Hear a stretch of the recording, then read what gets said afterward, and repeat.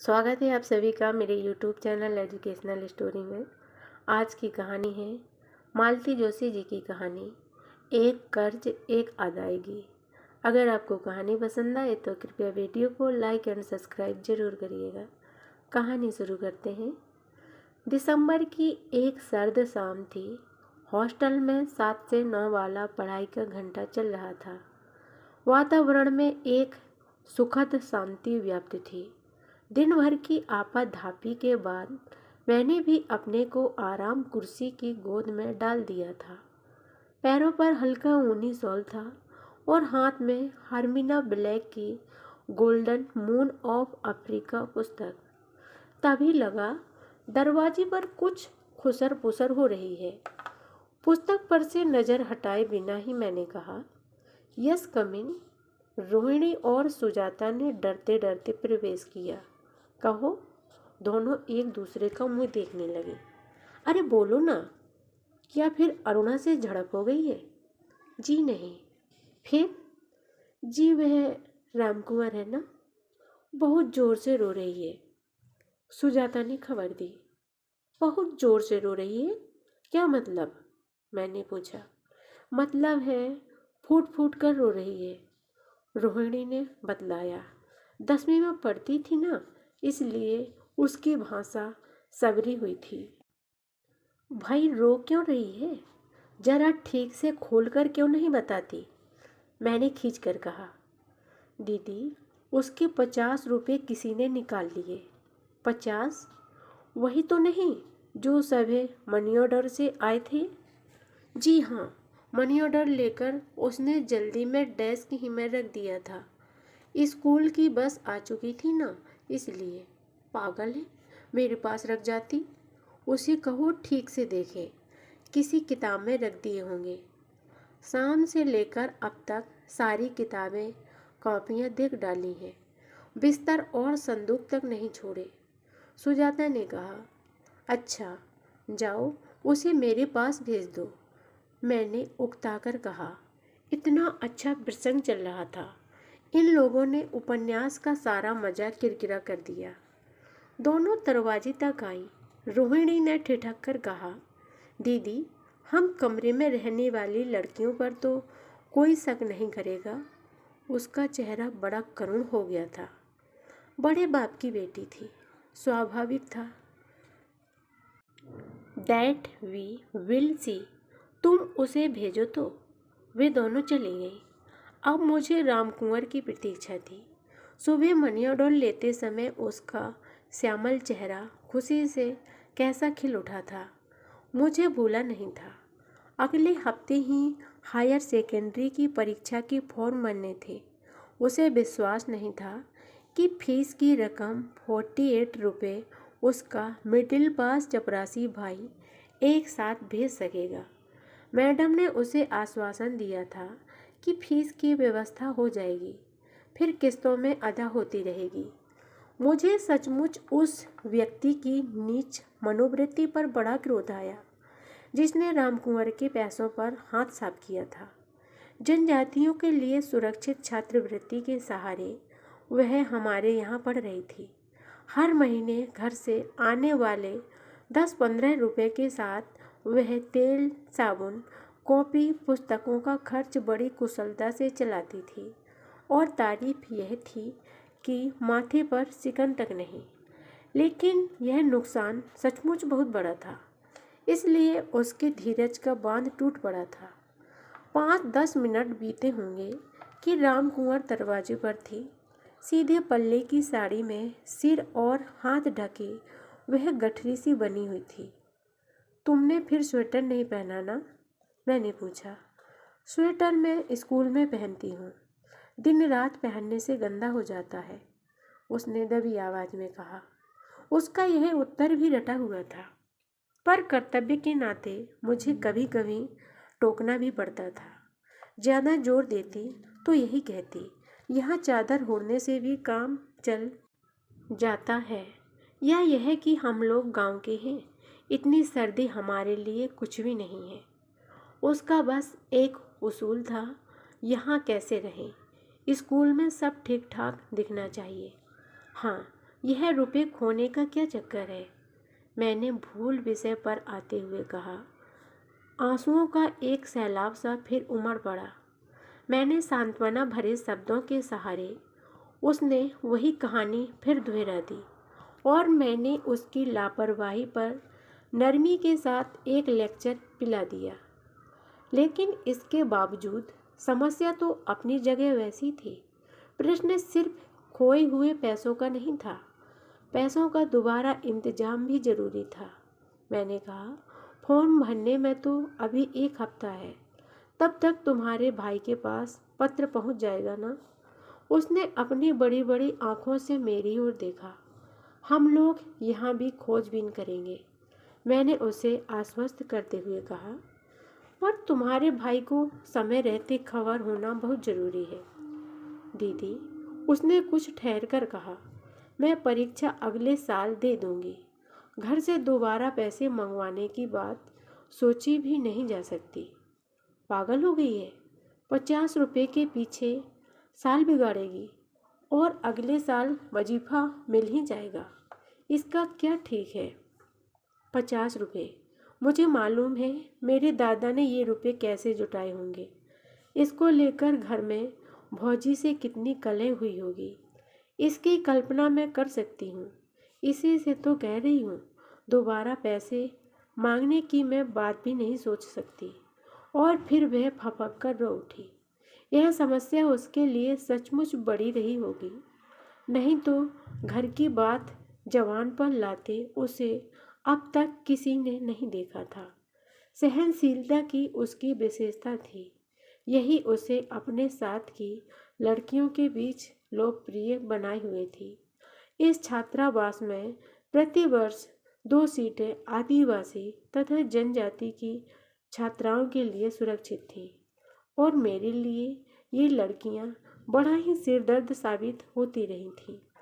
बेचारी एकदम भिन्न वातावरण और परिवेश से आती थीं और इस नए जीवन से बौखलाई सी रहती थीं।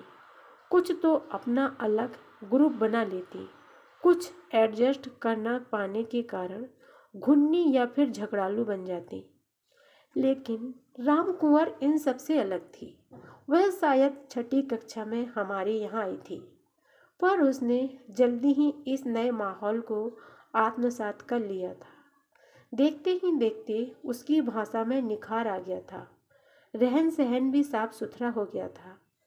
पर इतने पर भी उसने अपनी वेशभूषा नहीं बदली थी और ना अपने साथ की लड़कियों से कभी ईर्ष्या की थी। अपने इसी मौजी स्वभाव के कारण वह जल्दी लोकप्रिय हो गई थी। उसे कमरे में भेजकर मैं बड़ी देर तक समस्या पर विचार करती रही। सबसे पहला विचार कमरे की तलाशी लेने का आया, पर फिर तुरंत उसे त्यागना पड़ा, क्योंकि नोटों के नंबर तो मैंने नोट किए हुए नहीं थे। फिर उनकी कोई खास पहचान क्या होती? इसके अलावा तलाशी लेने पर काफ़ी दुखद परिणामों की संभावना थी। पिछले वर्ष राधिका त्रिवेदी का बुलन बेबी सेट खो गया था ना मिला। 8 दिन बाद शहर से रोज स्कूल आने वाली उसी की एक सहेली वह सेट लौटा गई थी। राधिका ने खुद दिया था और भूल गई थी, पर इस बात को लेकर हमें अभिभावकों के कई नाराजी भरे पत्रों का सामना करना पड़ा था। राम कुंवर के कमरे में तो एक कलेक्टर की लड़की तथा 2 बहनें एक सुप्रसिद्ध वकील साहब की थीं, और उन लोगों की नाराज़गी की तो इतनी परवाह भी शायद नहीं होती, पर उसकी सजातीय छात्राएं शायद इस दुश्मनी को गांव भर तक निभाती। 10-15 रुपये की बात होती तो मैं भी खर्च कर सकती थी, परंतु 50 रुपये तो बहुत ज़्यादा रकम थी। मेरी तनख्वाह सारी अपनी नहीं थी। घर पर कई जोड़ी आंखें उसकी प्रतीक्षा करती थीं। खैर, दूसरे दिन सुबह उठकर मैंने नौकरों की सारी फौज को तलब किया। उन लोगों ने कस्में खाकर और आंसू बहाकर ऐसा नाटक किया कि मैं घबरा सी गई। इसके बाद मैंने खाने के कमरे में सबके इकट्ठा होने पर एक डांट भरा भाषण दिया। फिर ऐलान किया कि भूल से या मजाक में या दुष्ट बुद्धि से ही सही किसी ने पैसे लिए हों तो 2 दिन के अंदर मुझे दे जाए। किसी को कानो कान खबर नहीं होगी। मुझ पर विश्वास न हो तो मेरी मेज पर चुपचाप रख जाए, मैं उसी में संतोष कर लूँगी। 2 दिन बड़ी आशा और उत्कंठा में बीते। मैं ज़्यादातर कमरे से बाहर बाहर ही रही ताकि चोर को मौका मिल सके, पर निराशा ही हाथ लगी। तीसरे दिन मैंने मैडम प्रिंसिपल की शरण ली। उनका बंगला हॉस्टल के अहाते में ही था। जब भी मेरे सामने कोई समस्या उत्पन्न होती, मैं उन्हीं के पास दौड़ जाती। इतनी बड़ी चोरी की बात वैसे भी छिपाई नहीं जा सकती थी। उन्होंने हमेशा की तरह शांति से सारी बात सुनी। फिर राम कुंवर को बुलवाकर पूछा कि उसका किसी से झगड़ा तो नहीं है, उससे कोई जलता तो नहीं है। पैसे रखते समय कमरे में कौन था, याद है? उसने सभी प्रश्नों के नकारात्मक उत्तर दिए। ईर्ष्या वाली बात पर थोड़ी हंसकर बोली थी, दीदी मुझसे कौन ईर्ष्या करेगा और किस लिए? उसके इस स्पष्ट तर्क पर हमें चुप हो जाना पड़ा। उसके जाने के बाद मैडम ने कहा, देखो यह चोरी है, विशुद्ध चोरी। पैसे वापस नहीं आएंगे, लिख कर रख लो। अब सोचना यह है कि करना क्या है। वह दोबारा मंगाने पर तो राजी नहीं है। मैंने कहा, वह राजी होती भी तो मैं नहीं मंगाने देती। Just think it is a blot on our institution. लोग क्या सोचेंगे? वह बोली। तो क्या करें? 10-15 रुपए वाली बात होती तो तुम भी दे देती, यही ना? तो क्या मैं नहीं दे सकती? पर यह समस्या का समाधान तो नहीं है। अच्छा ऐसा करो, प्रार्थना के बाद लड़कियों को रोकना, मैं आऊँगी। मैंने जल्दी जल्दी हॉस्टल लौटकर प्रार्थना कक्ष का मुआयना किया। सब ठीक ठाक था। इस महीने प्रार्थना कक्ष किरण के पास था, जो बड़े ही भक्ति भाव से तैयारी करती थी। बड़ी बहन जी के आने की बात सुनकर तो धूप दीप पात्र एक बार फिर चमकाए, अगरबत्तियाँ 2-4 ज़्यादा ही लगाई। भजन के लिए निशा और माणिक को चुना, जिससे सफ़र ताल ठीक चलता रहे। मैडम का क्या पता कब चुपके से आकर बैठ जाए, क्योंकि प्रार्थना कक्ष में कोई उन्हें उठकर सम्मान दे उन्हें पसंद नहीं था। वह हमेशा चुपचाप आकर बैठ जाती। प्रार्थना समाप्त होते ही देखा मैडम खिड़की में बैठ गई हैं। यह उनकी पैंट सीट थी। वहीं से उन्होंने बोलना प्रारंभ किया। पहले तो इस चोरी के लिए सबको बहुत डांटा और दुख प्रकट किया। थोड़ा सा दोष राम कुंवर की लापरवाही का भी बताया। सदाचार पर एक प्यारा सा भाषण देने के बाद बोली, चूँकि यह चोरी हॉस्टल में हुई है और चोर पकड़ा नहीं गया है, यह हम सबका सामूहिक उत्तरदायित्व बन गया है। इसका जुर्माना हम सबको भरना पड़ेगा। सबसे पहले तुम्हारी दीदी को इस दंड का भागी होना पड़ेगा। उनके रहते यह घटना हो जाना बड़ी शर्म की बात है। मैं चाहूँगी कि वह 10 रुपये कल मेरे पास जमा कर दें। लड़कियां स्तब्ध रह गई थीं। मैंने कनखियों से मैडम की ओर देखना चाहा, पर डर हो गया कि कहीं हंसी फूट गई तो बना बनाया प्रभाव खत्म हो जाएगा। तुम लोगों को भी इस नुकसान का थोड़ा भाग उठाना पड़ेगा। हमारे यहाँ 72 लड़कियाँ हैं। एक रामकुंवर तथा दूसरी प्राइमरी की छात्राओं को छोड़कर संख्या 60 बैठती है। प्रत्येक लड़की कल सुबह 8-8 आने दीदी के पास जमा कर देंगी। और फिर मेरी ओर देखकर बोली, सुबह 9 बजे तक पैसे मुझे मिल जाएंगे। और हाँ, 10 रुपये जुर्माना मैं खुद दे रही हूँ। मेरे अनुशासन में ज़रूर कहीं कमी रही होगी, तभी आप लोगों को ऐसी शरारत सूझी है। आशा है कि भविष्य में मुझे भारी जुर्माना नहीं भरना पड़ेगा। और वे बाहर निकल गई। उनके जाते ही फुसफुसाहट प्रारंभ हो गई। कोई मैडम की प्रशंसा कर रही थी, कोई अज्ञात चोर को कोस रही थी। कुछ इसे रामकुंवर की चालाकी समझ रही थी, कुछ ने इसे अन्यायपूर्ण कदम भी बतलाया। पर मैडम ने इतनी सुंदर व्यवस्था की थी कि 8 आने किसी के लिए ज़्यादा नहीं थे और दूसरे दिन 9 बजे तक सारी रकम जमा हो गई थी और रामकुंवर के फॉर्म भरने में कोई रुकावट नहीं रह गई थी। लेकिन उस रात मैडम के भाषण के बाद रामकुंवर के चेहरे पर जो विषाद के बादल उतर आए थे वे नहीं हट सके। सदा की उसकी प्रसन्न मुद्रा पता नहीं कहाँ लोप हो गई थी, लड़की जैसे बुझ सी गई थी।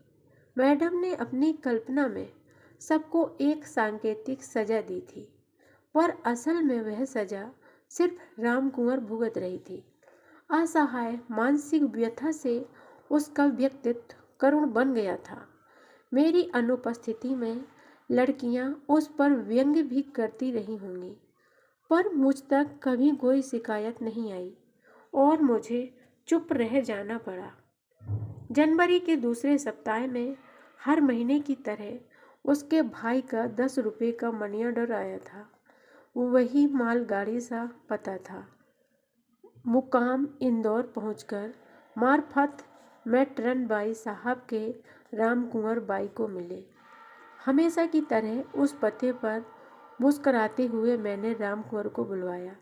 उसने दस्तखत किए, 10 का नोट लिया, पर अपने कमरे में जाने की बजाय वहीं खड़ी रही।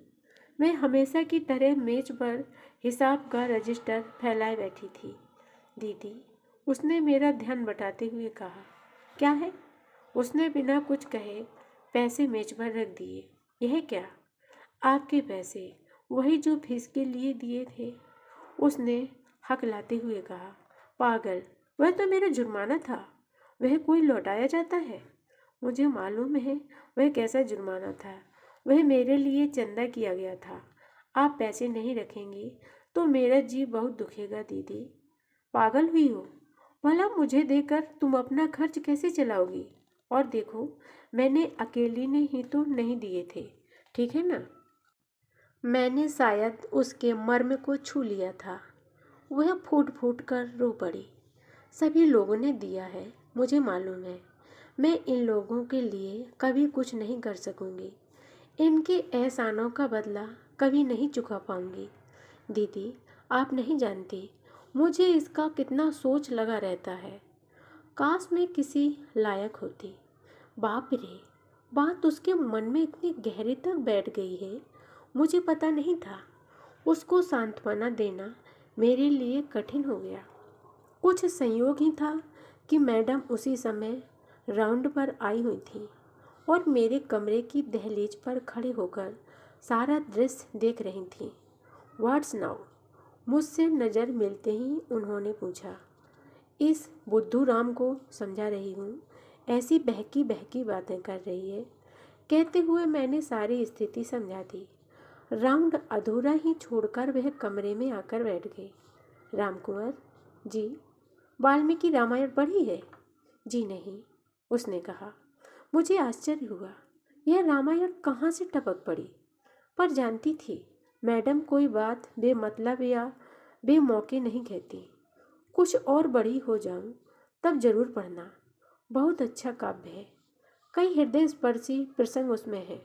जैसे एक है, हनुमान जब लंका से सीता की खोज करके लौटते हैं तो श्री राम उनके प्रति गदगद हो जाते हैं। उन्हें समझ में नहीं आता कि हनुमान का धन्यवाद कैसे करें। अंत में हारकर उन्होंने कहा, उपकारों के ऋण से दबे रहना ही अच्छा है, क्योंकि अगर हम उपकार का बदला चुकाना चाहते हैं तो इसका मतलब है हम अप्रत्यक्ष रूप से उपकारी के लिए विपत्ति की कामना करते हैं ताकि उपकार का बदला चुका सके। इसलिए उपकार चुकाने की भावना त्याग देना ही श्रेयस्कर है। समझ रही हो ना रामकुंवर? मैडम के चुप होते ही मैंने कहा, अब ये बेवकूफ़ी भरे विचार मन से निकाल दो और पढ़ाई पे जुट जाओ। साधना बतला रही थी, इस बार टेस्ट में तुमने बहुत कम नंबर पाए हैं। यह तो अच्छी बात नहीं है ना? उसकी कोई प्रतिवाद नहीं किया और धीरे धीरे कमरे से बाहर हो गई।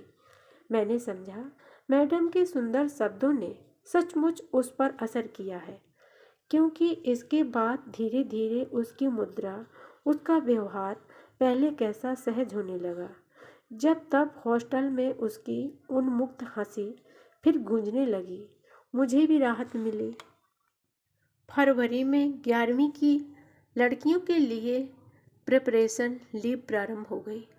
यूं भी फाइनल की लड़कियों पर मेरी ममता अधिक हो जाया करती थी। फिर इन छुट्टियों में तो अच्छा खासा रामराज्य स्थापित हो जाता था। 24 घंटे तो पढ़ना नामुमकिन ही होता है। बस वे लोग दिन के 2 बजे तक मुश्किल से चुप रहते। फिर तरह तरह के नाश्ते बनते या मंगाए जाते। छोटे मोटे प्रहसन के स्वांग रचे जाते। अक्सर रामकुंवर एक बड़ा सा घूंघट निकालकर देहाती नाच नाचती तो लड़कियों के पेट में हंसते हंसते बल पड़ जाते। मुझे लगता वह चंदे की बात भूल चुकी है, लेकिन यह मेरा भ्रम था। जल्दी ही इसका पता मुझे लगा। छोटी क्लास की एक लड़की पता नहीं कहाँ से मम्स की सौगात ले आई और देखते ही देखते छात्रावास में बीमारों की रिले रेस शुरू हो गई। फूले फूले गालों वाली इस सेना की तीमारदारी करते करते मैं और दूसरा स्टाफ हाँफ सा गया। लाख कोशिशों के बावजूद हमें प्राइवेट नर्सें न मिल सकीं और मैडम सरकारी अस्पतालों के नरक में लड़कियों को भेजने के लिए तैयार न हुई। इसी बीच एक दिन रामकुंवर ने मुझसे कहा, दीदी मुझे अपना हाथ बटाने दीजिए। मैंने हमेशा की तरह मीठी फटकार के साथ कहा, परीक्षा तुम्हारे सिर पर है, पढ़ने के लिए समय वैसे ही पूरा नहीं पड़ रहा, और फिर इन्फेक्शन अगर हो गया तो? आप इन्फेक्शन की चिंता मत कीजिए, मैं इन लोगों की तरह नहीं हूँ। मुझे आज तक कभी बुखार तक नहीं आया। रही पढ़ाई की बात, तो फर्स्ट क्लास मेरा ना कभी आया है ना आएगा। सेकंड डिवीज़न की गारंटी। मैंने फिर भी अस्वीकृति में सिर हिला दिया तो वह धरना देकर बैठ गई। ठीक है, मैं भी नहीं पढ़ूंगी, चाहे फेल भले हो जाऊं। उसकी इस अनोखी जिद की मैडम के पास शिकायत पहुंची। हमेशा की तरह उन्होंने शांति से समस्या को समझाया और कहा, जया उसके अवचेतन में सबके लिए कुछ न कुछ कर सकने की बात घर कर गई है। उसका दिल मत तोड़ो, उससे कहो कि वह अपनी क्लास की लड़कियों की पढ़ाई में मदद करे। यह व्यवस्था सभी ने पसंद की, बस रामकुंवर जैसे वार्ड की ही होकर रह गई। दिन भर हिंदी, अंग्रेजी, इतिहास की प्रश्नोत्तर पढ़ती, किसी की फरमाइश पर साइंस तक दोहरा डालती। यद्यपि यह उसका विषय नहीं था। कभी किसी के डेस्क से कोई कॉपी ढूंढ लाती, कभी किसी के लिए लाइब्रेरी की पुस्तकों से नकल कर देती। इसके साथ साथ ही मनोविनोद के लिए पत्र पत्रिकाओं का पारायण होता। दवाई देना, मौसी का रस निकालना, बुखार देखना, सिर पर बाम मलना भी साइड बिजनेस की तरह चलता रहता। परीक्षा प्रारंभ होने तक सब बिस्तर छोड़ चुकी थीं। फिर भी बीमारी के दिनों में जो पढ़ाई हुई उससे उन्हें बहुत सहारा मिला।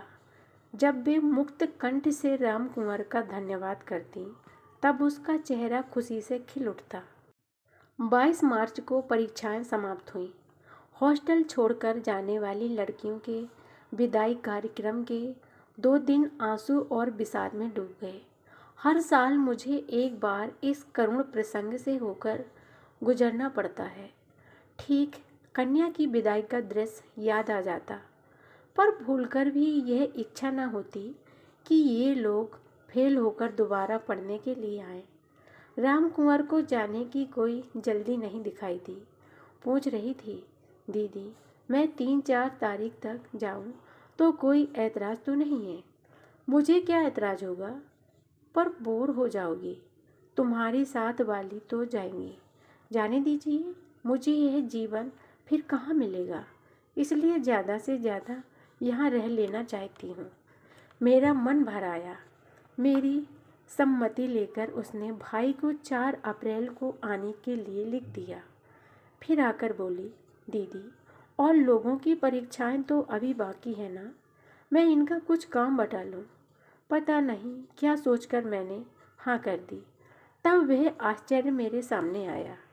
3 कदमों में पृथ्वी नापने वाले बॉमन की कथा तो कई बार सुनी थी, पर 2 हाथों से सारा हॉस्टल व्याप लेने वाला आश्चर्य अपनी आंखों से देखा। पहले तो उसने हॉस्टल के सारे नियमों को ताक पर रखकर आशा से भोजन कक्ष का, मीना से प्रार्थना कक्ष का, सुलभा से घंटी बजाने का सारे काम अपने हाथ में ले लिए। सुबह सवेरे 5 बजे उठकर बैठ जाती और रात को आखिरी घंटी बजाकर 10:30 पर सोती। छोटी लड़कियों की चोटी कर देती, बिस्तर साफ करती, फिर उनको हिसाब के सवाल समझाती हुई मेरे लिए कुर्सियों के कवर काटती। मैं कहती, छोकरी जरा आराम किया कर। दीदी घर जाकर आराम ही तो करना है, वह उत्तर देती। उस दिन कवर्स तैयार हो गए थे। उसने कुर्सियों को झाड़ पोंछ कर नए कवर्स लगाए, नया मेजपोश बिछाया, फिर मेज की दराज को ब्रासों से चमकाने बैठ गई। मैडम उस दिन काफ़ी अरसे बाद राउंड पर आई थीं। शायद कहीं एक जर्मिनर बनकर गई थीं। वह कमरे के सामने से गुजरी तो ठिठक गई। क्या बात है जया, कमरा तो तुम्हारा एकदम चमक रहा है। जी, यह सब रामकुंवर की करतूत है। उसे डर है कि मैं उसे भूल जाऊंगी, इसलिए मेरी अलमारी से लेकर सारे कमरों के दरवाज़ों तक को इसने अपने रंग में रंग दिया है। अब सुबह शाम इसे याद किए बिना चारा नहीं है। मैंने हंसते हुए कहा, वेरी गुड। मैडम ने कढ़ाई का मुआयना करते हुए कहा, लेकिन भाई दीदी पर इतनी मेहरबानी और हमारे लिए कुछ भी नहीं। सच बताना, मुझसे ज़्यादा तो इन्हीं की डांट खाई है ना। मैडम ने मुस्कुराकर कहा। रामकुंवर संकोच से गड़ सी गई, फिर होले से बोली, आपको कुछ देने की बात तो मैं सोच भी नहीं सकती। श्रद्धा से ओत प्रोत उसका यह वाक्य सुनकर मैडम ने उसे गले से लगा लिया। उनके रोबीले गौरवर्णीय व्यक्तित्व के सामने उसका सांवला बूटा सा शरीर अजब लग रहा था। मैडम ने भर्राए कंठ से कहा, हम तो अपनी रामकुंवर को इसलिए याद रखेंगे कि उसने हमें कुछ नहीं दिया और उन्होंने उसका माथा चूम लिया। मैडम को इतना भाव विह्वल होते मैंने पहले कभी नहीं देखा था।